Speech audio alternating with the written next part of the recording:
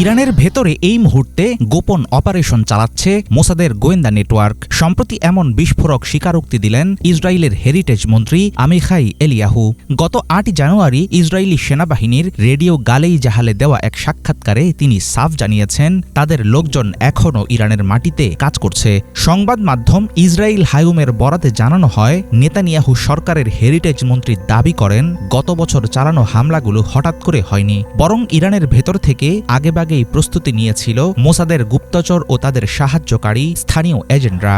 আমিখাই এলিয়াহুর এমন বক্তব্যের পর প্রশ্ন উঠেছে, তাহলে কি ইরানে চলমান আন্দোলন আরও উস্কে দিয়ে খামেনি সরকার উৎখাতের ষড়যন্ত্র করছে তেল আবিব? ইসরায়েলি গুপ্তচররা ইরানে সরকার উৎখাত করার বিষয়ে এখন কাজ করছে কিনা এই প্রশ্নের পরিষ্কার উত্তর দিয়েছেন হেরিটেজ মন্ত্রী আমিখাই এলিয়াহু। তিনি জানিয়েছেন এই মুহূর্তেও ইসরায়েলের পক্ষে কিছু লোক ইরানের অভ্যন্তরে কাজ করছে, কিন্তু খামেনির সরকার ফেলে দেওয়ার চেষ্টা এখন তেল আবিব করছে না, বরং ইরান যেন কোনোভাবেই হুমকি হয়ে উঠতে না পারে সেটা নিয়েই কাজ করছে মোসাদের গোয়েন্দা নেটওয়ার্ক। এর মধ্যেই ইরানের উপর সরাসরি মার্কিন সামরিক হামলার হুমকি আরও উত্তপ্ত করে তুলেছে পরিস্থিতি। সামরিক শক্তি, আঞ্চলিক প্রভাব ও অর্থনৈতিক খাত সব দিক থেকে ইরানকে নিয়ন্ত্রণে রাখাই ইসরায়েল আমেরিকার মূল লক্ষ্য। তবে ইসরায়েলি মন্ত্রী স্বীকার করলেও ইরান পরিস্থিতিতে ওয়াশিংটন তেল আবিব সম্পৃক্ততার আনুষ্ঠানিক কোনো তথ্য এখনও সামনে আসেনি।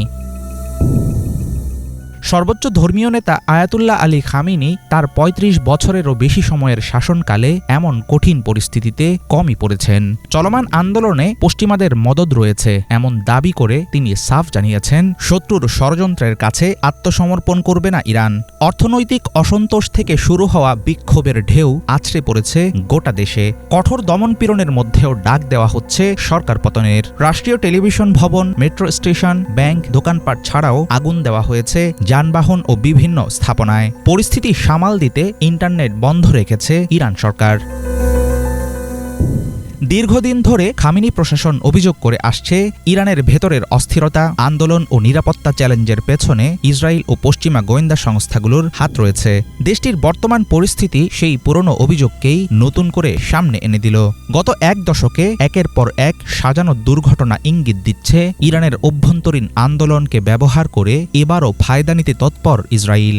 অনেক বিশ্লেষকের ধারণা, আপাতত খামেনি সরকারের উৎখাত না চাইলেও আন্দোলনের সুযোগে ইরানকে ভেতর থেকে আরও দুর্বল করে দিচ্ছে মোসাদের গুপ্তচর নেটওয়ার্ক।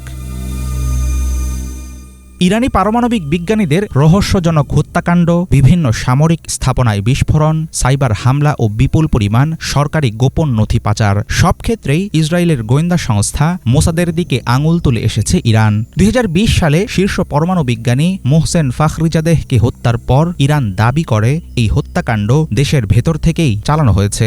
বর্তমান পরিস্থিতিতে ইরানে চলমান আন্দোলনের প্রশংসা করেছেন ইসরায়েলের প্রধানমন্ত্রী বেনিয়ামিন নেতানিয়াহু। ইরানের অভ্যন্তরে নিজস্ব এজেন্টদের সক্রিয় থাকার স্বীকারোক্তিও দিলেন তার আরেক মন্ত্রী। এমন সংকটে অনেকের আশঙ্কা অচিরেই হয়তো বড় ক্ষতির মুখে পড়তে পারে ইরান। হাফিজুল ইসলাম, বাংলা ভিশন।